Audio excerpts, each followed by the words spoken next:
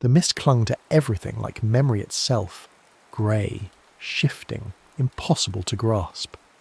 Elias opened his eyes to find himself lying beside a road that stretched beyond sight in both directions, its ancient stones worn smooth by countless footsteps that had never quite erased the mystery of where they led. The air tasted of rain that had never fallen and salt from seas that might not exist. He sat up slowly, his joints protesting as if he had been sleeping for decades rather than hours, or had it been hours. Time felt negotiable here, malleable as the fog that drifted across the barren landscape. His clothes were travel-worn but intact, his boots scuffed but serviceable. In his pocket his fingers found a compass, brass and warm to the touch, as if it had been resting against skin for centuries. He pulled it out and watched the needle dance. It spun without purpose, pointing everywhere and nowhere, a drunk prophet offering directions to lands that existed only in the space between heartbeats. North meant nothing here. Perhaps it had never meant anything anywhere. Standing, Elias felt the weight of absence in his chest. Not grief, exactly, but the hollow ache of something essential that had been carved away. His memories were fragments. The smell of bread baking, the sound of rain on a tin roof, a woman's laugh that might have been meant for him. But they floated disconnected, orphaned moments that refused to coalesce into a life he could claim as his own. The road called to him with the voice of worn stone and patient time. He chose a direction, left, though left and right seemed equally arbitrary, and began to walk. His footsteps echoed strangely, as if the sound were being stretched across impossible distances. The landscape on either side remained stubbornly the same, rolling hills covered in silver grass that moved without wind, stunted trees whose branches reached toward a sun that cast no shadows. It was beautiful in the way that dreams are beautiful. Too perfect to be real, too strange to be entirely false. Hours passed, or perhaps minutes expanded to fill the space where hours should have been. The road never changed, never curved, never offered the promise of arrival. Elias found this oddly comforting. In a world where memories were unreliable and direction was meaningless, at least the road was honest about its nature. It went nowhere and everywhere, and it didn't pretend otherwise. The first sign of another presence came as a glint of reflected light ahead, fracturing the mist into rainbow shards. As Elias drew closer, the light resolved into mirrors, dozens of them, perhaps hundreds, arranged in careful rows on both sides of the road. They were all different sizes and shapes, tall standing mirrors that could reflect a person's full height, compact hand mirrors that captured only faces, curved mirrors that distorted reality into funhouse shapes, and ancient mirrors whose silver had tarnished into cloudy suggestions of reflection. Behind the collection sat an old woman on a three-legged stool, her white hair braided with ribbons that might once have been colourful, but had faded to the grey of everything else in this place. Her hands were folded in her lap, and she watched Elias approach with the patient interest of someone who had been waiting for exactly this moment, for exactly as long as it had taken him to arrive. "Looking for something, dearie?" Her voice carried the crackle of autumn leaves. "Everyone who walks this road is looking for something. The lucky ones know what it is." Elias stopped before the nearest mirror, a simple rectangular piece framed in dark wood. His reflection looked back at him, but something was wrong. The face was his, the clothes were his, but the expression belonged to someone else, someone younger, laughing at a joke he couldn't hear. Behind his reflected self he could see a kitchen with yellow walls and morning light streaming through gingham curtains. A woman stood at the stove, her back turned, but he knew without seeing her face that she was humming. "That's not me," he said, though his voice lacked conviction. "Isn't it?" The old woman rose from her stool with the careful precision of someone whose bones remembered better days. "My mirrors don't show you as you are, love. They show you as you've been, moments from your life, caught like butterflies in glass." Elias moved to another mirror, this one oval and ornate. Here his reflection was older, wearing clothes he didn't recognise, standing in what appeared to be a library. Books surrounded him floor to ceiling, and he was pulling one from a shelf with the careful reverence of someone handling something sacred. The reflected Elias looked content in a way that felt foreign to the Elias who stood in the road. "I don't remember any of this," he said. "Memory is a poor keeper of truth," the woman replied, running her finger along the frame of a particularly small mirror. "It edits, it embellishes, It discards what doesn't fit the story we tell ourselves. But moments are honest. They just are. Mirror after mirror showed him scenes that felt like borrowed dreams. Elias as a child, building something intricate with wooden blocks while an unseen adult offered encouragement. Elias as a young man, walking through a field of sunflowers with dirt under his fingernails and satisfaction in his stride. Elias in middle age, sitting beside a hospital bed, holding a hand that belonged to someone whose face the mirror wouldn't reveal. "Are these real?" he asked.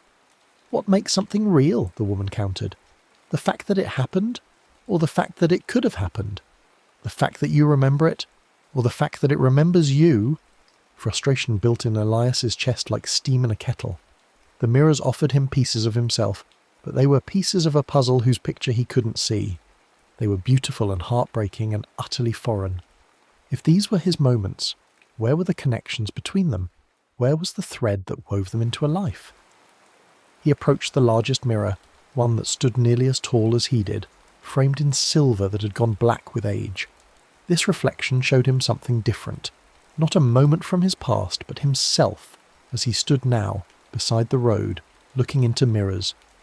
But in the reflection, he was smiling, not with happiness, but with understanding. And behind him, instead of the endless road, stretched a landscape of impossible beauty. Mountains that sang with crystalline voices, rivers that flowed upward into crystal skies, forests where every leaf was a different season. "That's not real either," he said, but his voice was quiet now, uncertain. "Isn't it?" the woman asked again. "Reality is more generous than we give it credit for. It includes not just what is, but what could be, what should be, what might yet be if we're brave enough to reach for it." Elias stared at his smiling reflection, at the world of wonders that spread behind him like a promise. It was beautiful, yes, but it felt like a lie, or worse, like someone else's truth dressed up in his face. He thought of the compass in his pocket, spinning endlessly because it refused to pretend it knew where north was. "I don't want what could be," he said suddenly. "I don't want what should be. I want what is, even if what is makes no sense." The old woman nodded as if this was exactly the right answer. "Then you understand the first lesson of the road?" But understanding felt hollow, academic. The mirrors surrounded him with their beautiful lies and their alien truths, and he felt more lost than when he had awakened beside the empty road. The compass spun, the memories flickered like candle flames in windows he would never enter, and the road stretched on without explanation or apology. Something snapped inside him, not breaking but releasing, like a spring unwinding after being held taut for too long. He picked up a fist-sized stone from beside the road and hurled it at the nearest mirror. The glass shattered with a sound like bells falling from a great height. The reflected moment, himself as a child, laughing at something just out of frame, exploded into fragments that caught the grey light before falling to the ground like crystalline snow. But in the largest shard he caught a glimpse of something impossible. His own face reflected not once but infinitely, stretching away into mirrors within mirrors within mirrors, each reflection slightly different, each one him but not quite him, all of them shattering simultaneously while somehow remaining whole. He looked down at his hands, expecting to see cuts from the flying glass, but his skin was unmarked. He looked back at the broken mirror and saw that while the glass had shattered, the frame remained intact, and within it, impossibly, his reflection continued to exist. Not the child self that had been there before, but himself as he stood now, whole and wondering and somehow more real for having been broken. "Curious," the old woman said mildly. "Most people expect the shattering to hurt more than it does." Elias left the mirrors behind without buying anything, though he suspected that was exactly what the old woman had expected him to do. The road continued its patient journey toward the horizon, and he walked with it, the compass warm in his pocket and the memory of infinite reflections dancing behind his eyes. The fork appeared gradually, like something rising from deep water. At first it seemed like a trick of the mist, a suggestion of division in the unchanging line of stone. But as Elias drew closer, the split became undeniable. The road divided into two paths of equal width and apparent purpose, each disappearing into its own distant certainty. At the exact point where the road split, two figures sat in perfect stillness. They were identical twins, Or perhaps they were the same person viewed from two different angles of possibility. Both were monks, their heads shaved to gleaming smoothness, their postures radiating the kind of peace that comes from having resolved all questions worth asking. But one wore robes of absolute white that seemed to gather what little light filtered through the mist, while the other was dressed in black so deep it appeared to absorb illumination rather than reflect it. They sat facing each other across the fork, close enough to reach out and touch, but neither moved. Their eyes were closed, their breathing synchronized, as if they shared not just appearance but breath itself. Yet something in the set of their shoulders suggested fundamental disagreement, a tension that ran deeper than flesh and bone. Elias approached cautiously, the way one might approach a sleeping animal whose dreams could turn violent without warning. The compass in his pocket grew warm, almost hot, and when he pulled it out he saw that the needle had stopped its endless spinning. Instead it vibrated rapidly between the two paths, unable to choose but equally unable to rest. The monk in white opened his eyes first. They were pale grey like winter sky, and when they focused on Elias they carried the weight of infinite patience. "Traveller," he said, his voice carrying the resonance of temple bells. "You have reached the crossing of purposes. I am Brother Destiny, keeper of the left path. The road you seek lies in the direction I guard." Before Elias could respond, the monk in black opened his own eyes, deep brown, warm as summer earth, equally patient but somehow more urgent. "Traveller," he said, and his voice was the sound of wind through autumn leaves. "I am Brother Freedom, and I tell you truly. The path you need is the one I protect. The left road leads only to chains gilded with the lie of inevitability." Elias looked from one to the other, then down the two paths. They appeared identical. The same worn stones, the same patient mist, the same promise of eventual arrival at some unspecified destination. Yet he found himself believing that they led to entirely different worlds. "What's the difference?" he asked. Brother Destiny smiled with serene certainty. "The left path is the way of acceptance. Every step you take has been written in the book of existence since before time began. You will face no uncertainty because your journey is already complete. You need only walk through it. Every sorrow has meaning, every joy is earned, every choice is the only choice you could have made. There is profound peace in surrendering to the pattern that contains you." Brother Freedom shook his head, his own smile carrying a different quality, wilder, more dangerous, shot through with the exhilaration of standing at the edge of a cliff. "The left path is the way of delusion," he said. "My brother offers you the comfort of being a character in someone else's story. But the right path is where you become the author. Every step is yours to choose, every mistake yours to make, every triumph yours to claim. You will know uncertainty, yes, but you will also know the terrible, beautiful weight of true responsibility. Freedom is terrifying, but it is real." "They're both lies," Brother Destiny said calmly. "Freedom is the cruelest illusion. You cannot choose what you do not know, and you cannot know what has not yet been determined. My brother offers you the anxiety of believing you are in control, but control is suffering." "Destiny is the cruelest lie," Brother Freedom replied with equal composure. "If all is predetermined, then consciousness is meaningless, love is mechanical, and growth is impossible. My brother offers you the false peace of believing your choices don't matter, but choice is the only thing that makes existence valuable." Elias sat down on the road between them, pulling his knees to his chest like a child trying to make himself small enough to disappear. The compass lay open in his palm, its needle still vibrating between the two paths with increasing agitation. "How do I know which of you is telling the truth?" he asked. "You don't," said Brother Destiny. "You can't," said Brother Freedom. "Then how do I choose?" "You don't choose," said Brother Destiny. "Choice is an illusion. You will take the path you are always going to take, and believing otherwise only causes suffering." "You must choose," said Brother Freedom. "Choice is the fundamental act of existence. To refuse to choose is to choose non-being, and that is the only true error."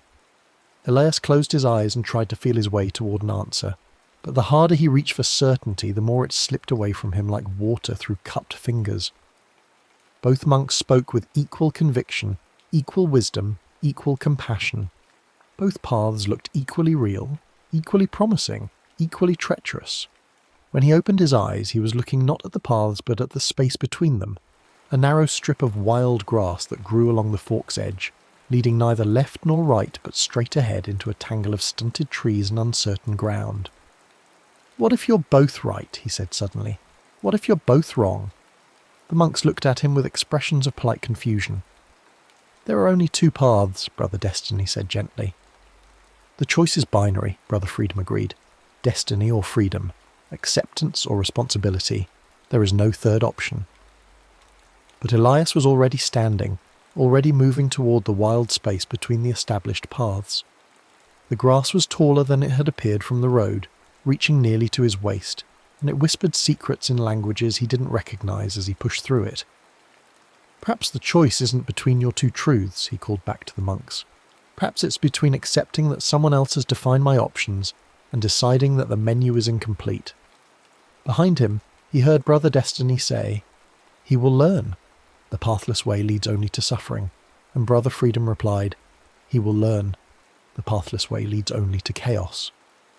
But their voices were already growing distant, muffled by the increasing thickness of the strange forest that grew in the space between certainties.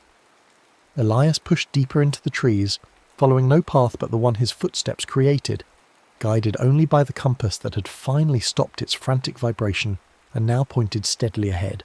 Not north, not south, but towards something that had no name in any language he knew. The trees grew closer together as he walked, their branches interweaving overhead until they blocked out the grey sky entirely.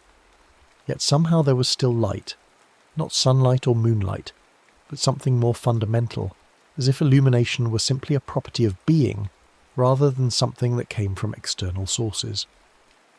The air grew warmer, carrying scents of flowers that bloomed in no earthly season, and spices that belonged to feasts he had never attended. Gradually the forest thinned, and Elias found himself standing at the edge of something impossible, a city that rose from the wilderness like a fever dream made manifest. Its buildings were constructed from materials that shouldn't have existed, stone that flowed like water, glass that rang like bells when the wind touched it, metal that shifted colour with each heartbeat. The architecture followed no earthly tradition, yet it felt familiar in the way that home feels familiar even when you've never seen it before. The strangest thing about the city was not its impossible beauty, but its emptiness. Streets wide enough for celebration parades stood vacant. Windows that should have framed domestic scenes remained dark. Fountains carved from single pieces of crystal sang with the voices of running water, but no one gathered to listen.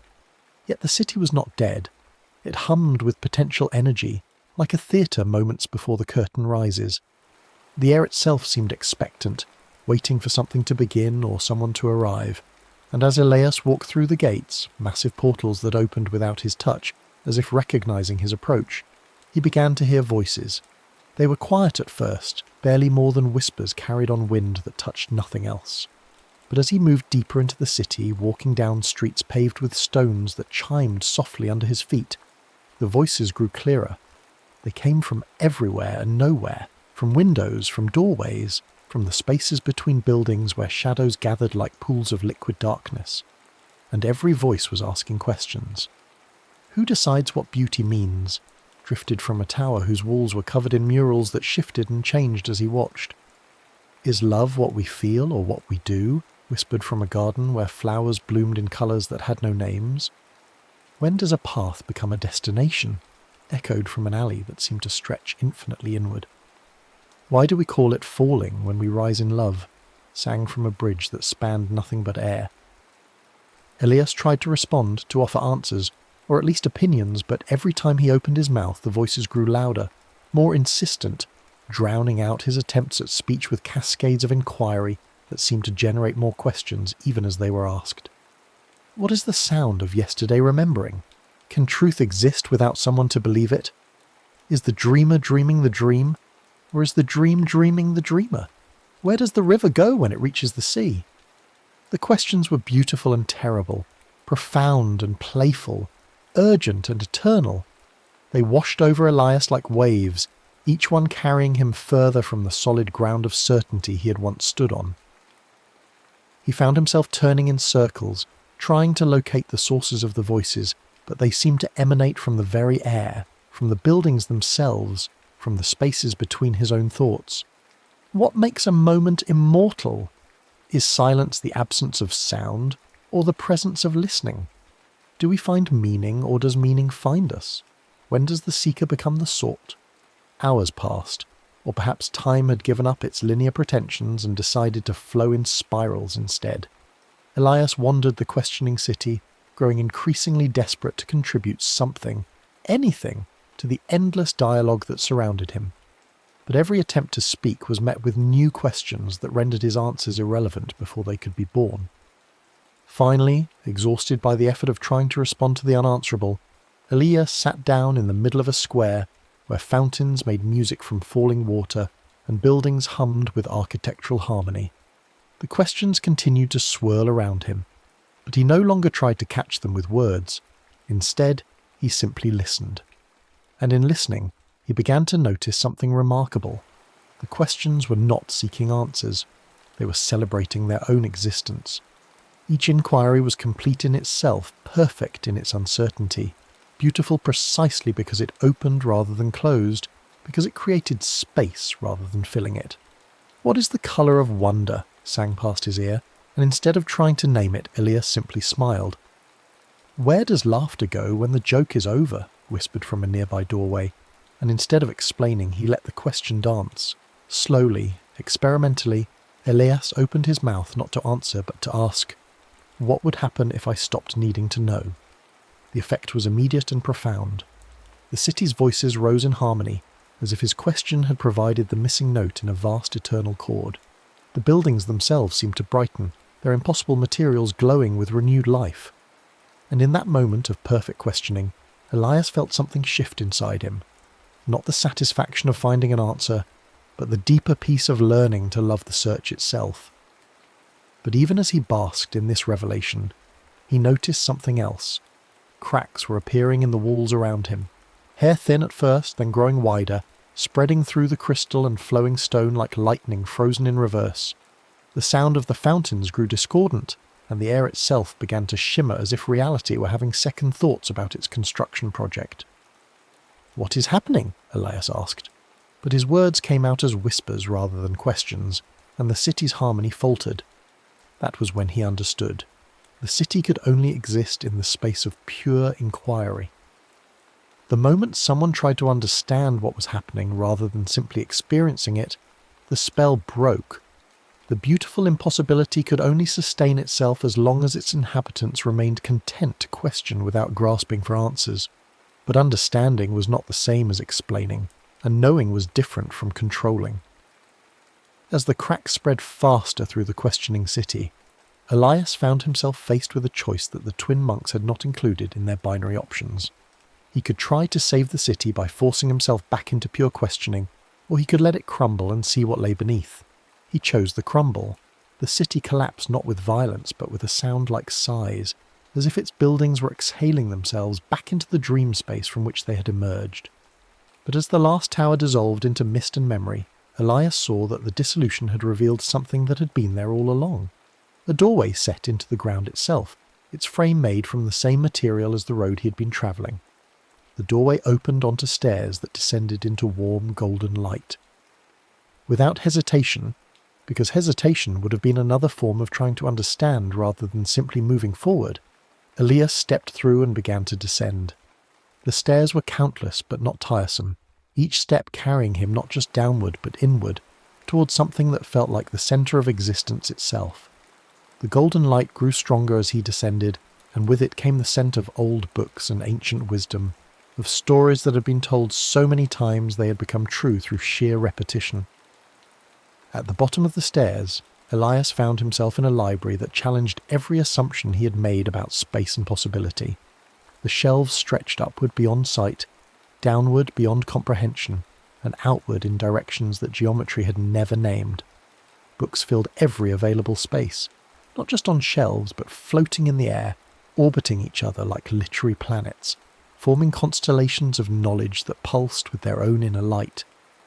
This was not just a library, but the library, the repository of every belief system that had ever been embraced by any conscious being anywhere in the vast tapestry of existence.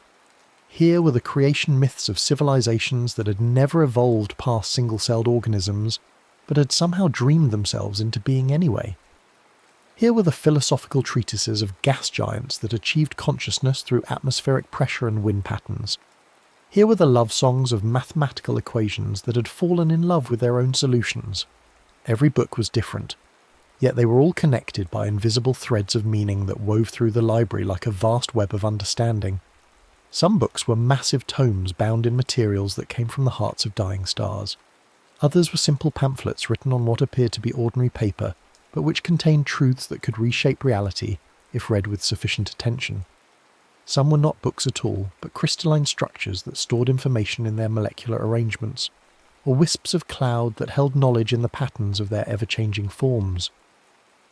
Elias walked among the shelves in wonder, occasionally reaching out to touch a spine or open a cover. Each book he examined contained a complete worldview, a way of understanding existence that was internally consistent and utterly convincing while you were reading it. Here was a philosophy based on the idea that all of reality was the dream of a sleeping god who would wake up if anyone ever figured out the nature of existence. And the book was written as a desperate attempt to keep everyone confused for the sake of universal survival. Here was a treatise on the mathematics of emotion, proving conclusively that love was simply the universe's way of preventing entropy through strategic distribution of caring. Some of the books contradicted each other so fundamentally that they should have annihilated each other through pure logical incompatibility. Yet they coexisted peacefully, each secure in its own truth, each offering its own path through the maze of being. It was as if the library existed in a space beyond argument, where contradiction was not a problem to be solved but a feature to be celebrated. As Elias wandered deeper into the stacks, following paths that seemed to rearrange themselves to accommodate his curiosity, he began to notice that some books were calling to him more strongly than others. Not with voices. The library was profoundly silent, as if sound would be an intrusion on the sacred work of preservation, but with a kind of gravitational pull that drew his attention like iron filings toward a magnet. One book in particular seemed to glow more brightly as he approached. It was bound in leather that felt familiar under his fingertips, and when he opened it to the first page he saw his own handwriting looking back at him. The book was his life story, but not the life he remembered living. This was the story of an Elias who had never awakened beside the endless road, who had never encountered the mirror merchant or the questioning city. This Elias had lived a full, rich existence in a world much like the one reflected in the merchant's mirrors. He'd fallen in love, raised children, built things that mattered, grown old in the company of people who knew his name and loved him for reasons that made sense. The writing was undeniably his. He recognized the peculiar slant of his handwriting, the way he crossed his T's and looped his G's. But more than that, he recognized the voice, the particular rhythm of thought that shaped the sentences. This was his story, written in his hand, describing a life he had never lived but which felt more real than the strange journey that had brought him to this library of impossible beliefs. As he read, Elias found himself sinking into the life described in the book. He could taste the coffee his other self had drunk on quiet Sunday mornings. He could feel the weight of his children as they fell asleep in his arms. He could smell the sawdust in the workshop where he had crafted furniture with his hands, creating beauty from raw wood and patient attention. It was a good life, full of small joys and manageable sorrows, marked by the kind of meaning that comes from connection rather than revelation. The book was thick, hundreds of pages describing decades of experience. But as Elias read, he realized something that made his hands tremble. The story was written in past tense, but it described events that were still in his future. According to the narrative, he would leave this library, find his way back to something resembling the ordinary world, and live the life detailed in the pages. Every choice was laid out, every consequence described, every moment of happiness and sorrow catalogued with the precision of someone who had already experienced it all. At the end of the book, the other Elias died peacefully in his sleep at the age of 87, surrounded by grandchildren who would remember him as a man who had always seemed to know exactly who he was and where he belonged. It was, by any reasonable measure, a perfect conclusion to a well-lived life. But it was also a trap. Elias understood with sudden clarity that if he continued reading, if he absorbed all the details of this predetermined existence, he would begin to live it. Not because he was forced to, but because knowing the shape of something made it easier to fall into that shape than to resist it. The book offered him certainty, identity, purpose, all the things he'd been searching for since he had awakened beside the endless road. All he had to do was accept that his searching was over, that the answer had been here all along, waiting for him to find it. He could close the book now and walk away, but he would always know it was here. He could try to forget what he had read, but the memory of that other life would colour every experience he had going forward. Or he could finish reading and surrender to the comfort of living a story that had already been written by someone who understood the human heart well enough to craft a perfect life. There was a third option, of course. He could destroy the book, burn away the predetermined path and force himself to continue improvising his existence moment by moment. But destroying it felt like vandalism of the worst kind, an act of violence against possibility itself. The book was beautiful after all. The life it described was genuinely good. Who was he to say that a perfect predetermined existence was inferior to the messy uncertainty of self-creation? Elias sat in the golden light of the impossible library, holding his own future in his hands, paralysed by the weight of choosing not just what to do, but who to become. Around him, millions of other belief systems hummed with their own certainties, each one offering its own solution to the problem of existence, each one true within its own carefully constructed boundaries. Time passed, or perhaps time simply waited, recognizing that some decisions existed outside the normal flow of chronology. Finally, Elias closed the book without reading further and set it gently back on its shelf. Not because he rejected the life it offered, but because choosing it felt like choosing to stop being curious about what other lives were possible. The moment the book left his hands, the library began to change around him. Not collapsing like the questioning city, but transforming, its impossible architecture rearranging itself to accommodate his choice. New paths opened between the shelves, leading not to other books but to doorways that opened onto landscapes he had never imagined. The golden light grew brighter, more welcoming, and Elias understood that by refusing to be contained by any single story, even a perfect one, he had somehow earned the right to explore all of them. He walked toward the nearest doorway, drawn by the scent of rain and the sound of wind chimes. But just before he stepped through, he heard footsteps behind him and turned to see another figure approaching through the stacks. The man looked exactly like Elias, but older, perhaps by 20 years, perhaps by centuries. His hair was silver where Elias's was brown, his face marked by lines that spoke of laughter and sorrow in equal measure. He moved with the careful grace of someone who had learned to carry the weight of many experiences without being crushed by them. "You didn't read the book?" the older Elias said. It wasn't a question. "No," Elias replied. "Did you think I would?" "I hoped you wouldn't. But hope and expectation are different creatures, and I've learned not to confuse them." They stood facing each other in the golden light, two versions of the same person separated by time and choice and the accumulated weight of different decisions. The older Elias looked around the library with the fond familiarity of someone returning to a childhood home. "This is where it starts," he said, "or where it ends, depending on how you look at it. The library exists at the crossing point between all possible lives. Every version of yourself that could ever exist passes through here eventually." "Are you me?" Elias asked. "From the future, I mean?" The older man smiled, and in that smile Elias recognized something he had seen in the mirror merchant's reflections, the expression of someone who had found peace not by resolving all questions, but by learning to live comfortably with uncertainty. "I'm a you," he said, "one of many, the one who read the book as it happens. I lived that perfect life, died surrounded by love, and found myself here afterward, wondering if perfection was really what I'd been searching for all along. And was it? It was perfect," the older Elias said, "but perfect isn't the same as real. Real includes the possibility of imperfection, of surprise, of growing into something you never planned to become.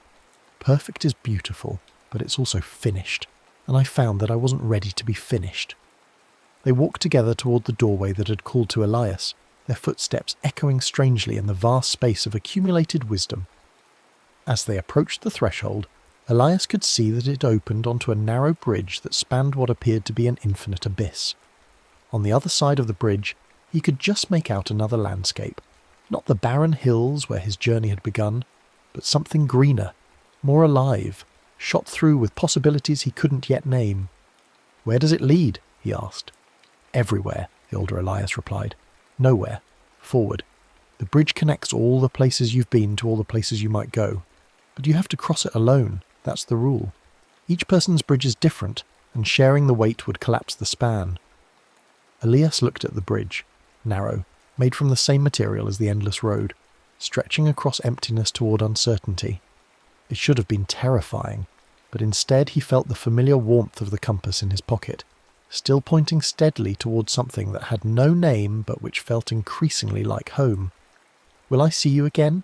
he asked the older version of himself. "Probably not," the other replied, "but you'll see other versions of me, and I'll see other versions of you. That's how it works when you refuse to be contained by a single story. The universe becomes infinitely more generous with its possibilities." Elias stepped onto the bridge. It held his weight easily, though he could feel it swaying slightly in the wind that rose from the abyss below. Behind him, the library continued its eternal work of preservation and possibility. Ahead, the landscape beckoned with the promise of new questions and undiscovered truths. Halfway across the bridge, he stopped and turned back to call out to his older self, "Was it worth it?" Choosing uncertainty over perfection. But the older Elias was already gone, dissolved back into the library of infinite beliefs, like a memory that had served its purpose and was ready to become something else. Elias was alone on the bridge, suspended between the wisdom he was leaving behind and the mystery he was walking toward. The realization should have been lonely, but instead it felt like the most honest moment of his journey so far. He was exactly where he belonged, between certainties, above the abyss of not knowing, walking forward not because he knew where he was going, but because moving forward was the most authentic response he could make to the gift of existence. The far side of the bridge welcomed him with the scent of growing things and the sound of water flowing over stones. As his feet touched solid ground again, Elias felt something shift in his chest. Not the settling sensation of arrival, but the opening feeling of beginning. The landscape that spread before him was unlike anything he had encountered on his journey. Where the endless road had cut through barren hills and patient mist, this place pulsed with life that seemed to recognize his presence. Trees leaned toward him as he passed, their leaves whispering in languages that sounded almost familiar. Flowers turned to follow his movement like curious children. Even the stones beneath his feet seemed to hum with quiet welcome. But it was not paradise, or rather, it was paradise the way paradise should be, which is to say, complicated. Beauty existed here alongside shadow, growth alongside decay, joy woven inextricably with sorrow. A tree heavy with fruit cast its shade over bones that had been weathered smooth by time and rain. A stream sang with crystalline joy as it carried away the detritus of seasons past. It was a place where nothing was hidden, where every truth was allowed to coexist with its contradiction. Elias walked through this landscape of honest complexity for what felt like hours, though time continued to behave strangely, stretching and compressing like taffy in the hands of an enthusiastic child. The compass in his pocket had grown quiet, its needle pointing steadily forward, but without the urgent vibration that had marked his earlier journey. It seemed less concerned with destination now, more interested in simply confirming that forward existed, and that forward was where he belonged. As the quality of light began to change, not dimming exactly, but deepening like water becoming wine, Elias found himself approaching something that made him stop and stare. It was a mirror, but not like the ones the old woman had sold beside the endless road. This mirror was enormous, easily 20 feet tall and half as wide, framed not in wood or metal, but in living stone that pulsed with its own heartbeat. And it reflected nothing. Or rather, it reflected everything that wasn't there. The space around him, the landscape behind him, the sky above him, but not Elias himself. Where his reflection should have been stood empty air, an Elias-shaped absence in the world's reflection. He approached cautiously, remembering the shattering of the merchant's mirror and the infinite recursion he had glimpsed in its fragments. But this mirror felt different. It didn't promise revelation or threaten dissolution. It simply offered a question without words. What are you when you are not the sum of what others see? Elias reached out to touch the mirror's surface and found that his hand passed through it like water, like mist, like the memory of touching. The mirror was not a barrier but a doorway, and the landscape on the other side, the one that reflected everything except him, was the same landscape he stood in, but somehow more real, more vivid, more itself. He stepped through. The sensation was indescribable, not like moving from one place to another, but like moving from one way of being to another. On this side of the mirror he could still see his hands, still feel his feet against the ground, still hear his heartbeat and taste his breath. But something fundamental had changed. He was present without being visible, existing without being reflected, participating in the world without leaving tracks in its memory. It was terrifying and liberating in equal measure.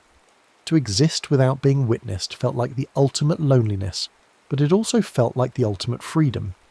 He could be anyone here, or no one. He could try on different ways of moving through the world without worrying about whether they suited the person others expected him to be. As he walked through this reflected landscape, Elias began to notice other figures moving through the scenery. At first he thought they might be other travellers who had found their way through their own mirrors, but as he drew closer to the first one, he realised something extraordinary. It was himself, but not himself. Another version of Elias, one who moved with confidence born of certainty, who looked around the landscape as if he owned it, who radiated the kind of self-assurance that comes from never having doubted one's place in the world. This confident Elias was followed by others, a timid Elias who flinched at shadows and started at unexpected sounds, an angry Elias whose hands were clenched into fists and whose jaw was set against some invisible injustice, a laughing Elias who seemed to find the entire universe hilariously absurd, a weeping Elias who carried sorrow like a sacred burden, a dancing Elias who moved as if the ground beneath his feet were made of music. They were all him, but they were also all separate from him, living out the versions of himself that existed in potential, that had been pruned away by the choices he had made or failed to make. And they couldn't see him, just as he couldn't see himself in the great mirror. He was the observer now, the witness to his own multiplicity. The strangest part was that they were all real, not figments or fantasies, but actual versions of himself that existed in the spaces between choice and consequence. The confident Elias was really confident, the angry Elias was genuinely furious, the dancing Elias moved with authentic joy. They were complete people, not aspects or fragments, and they were living full lives in this reflected realm, where being invisible to the primary world meant being fully visible to each other. Elias watched them for a long time, learning things about himself he had never suspected. The angry version of him was furious not at the world, but at his own tendency toward passivity, and his anger was driving him to create things of startling beauty. Sculptures carved from crystallized rage that somehow communicated profound gentleness. The timid version had learned to see wonders that boldness would have overlooked, and he moved through the landscape like a living prayer, blessing everything he touched with careful attention. Even the weeping Elias carried his sorrow like a musician carries a song, transforming pain into something that could be shared and thereby diminished. But watching them also filled him with a strange longing. These other versions of himself were more definite than he was, more committed to their particular ways of being.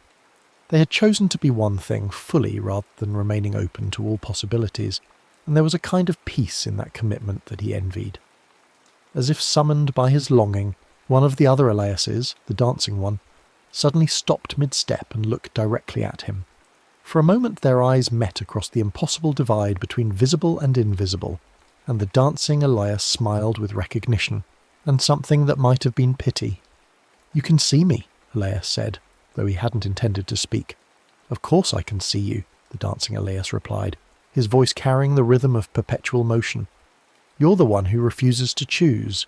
You're always visible to us because you're always becoming us moment by moment, before shying away at the last second. Is that wrong?"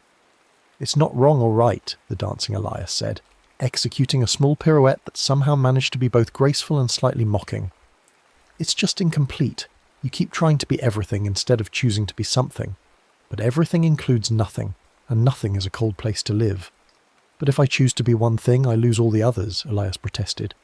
"Yes," said the dancing Elias, and now his movement slowed, became more like swaying, more like the motion of trees in wind. "That's what choosing means. That's what living means. You sacrifice the infinite for the specific. the possible for the actual. It's the most generous thing consciousness can do, to limit itself so that something definite can exist. But which one should I choose? The dancing Elias laughed, a sound like wind chimes in a hurricane. That's the wrong question. The question isn't which one you should choose. The question is which one you're brave enough to choose. Which one you're willing to become fully, knowing that all the others will become roads not travelled. Around them, the other versions of Elias had stopped their various activities and were watching this conversation with expressions of curious interest. The angry one leaned on his latest sculpture. The timid one peered out from behind a tree.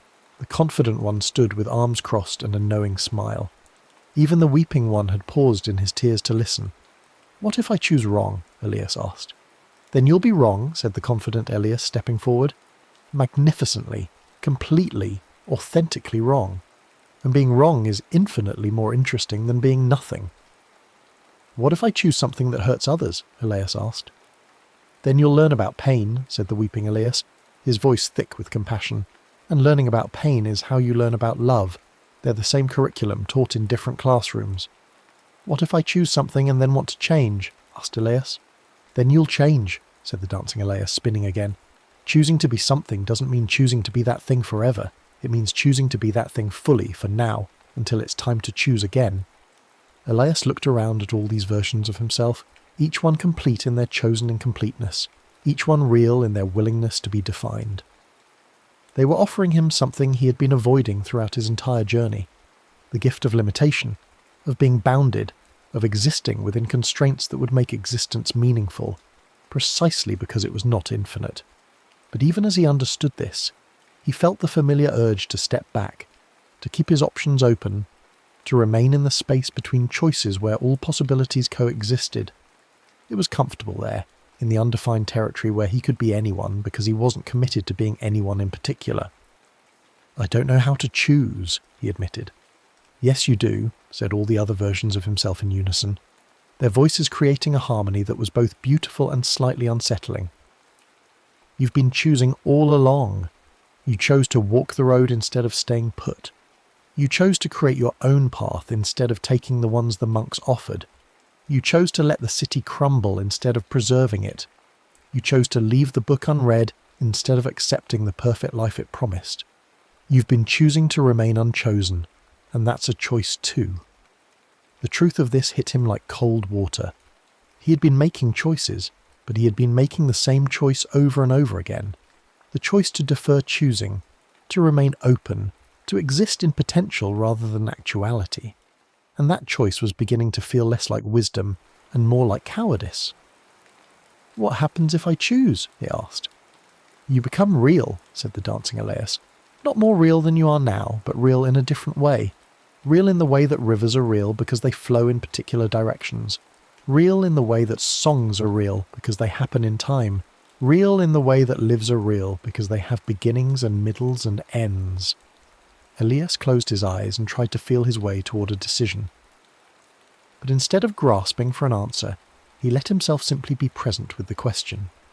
He thought about the compass in his pocket, which had stopped pointing everywhere and had learned to point somewhere. He thought about the endless road, which was infinite but still had to be travelled one step at a time. He thought about the mirrors that had shown him possibilities, and the library that had preserved all beliefs, and the city that had celebrated questions without needing to answer them. When he opened his eyes, he was alone in the reflected landscape. The other versions of himself had vanished, but he understood that they hadn't gone anywhere. They were still there, still available, still possible. But now they were waiting for him to choose which one to become, at least for now, at least until the next choice arose. And in that moment of solitude, surrounded by a world that reflected everything except himself, Elias finally understood what he had been searching for since he awakened beside the endless road. He hadn't been looking for truth or meaning or purpose, though he had encountered all of these things. He had been looking for the courage to be someone instead of anyone, something instead of everything, here instead of everywhere. The choice, when it came, was not dramatic.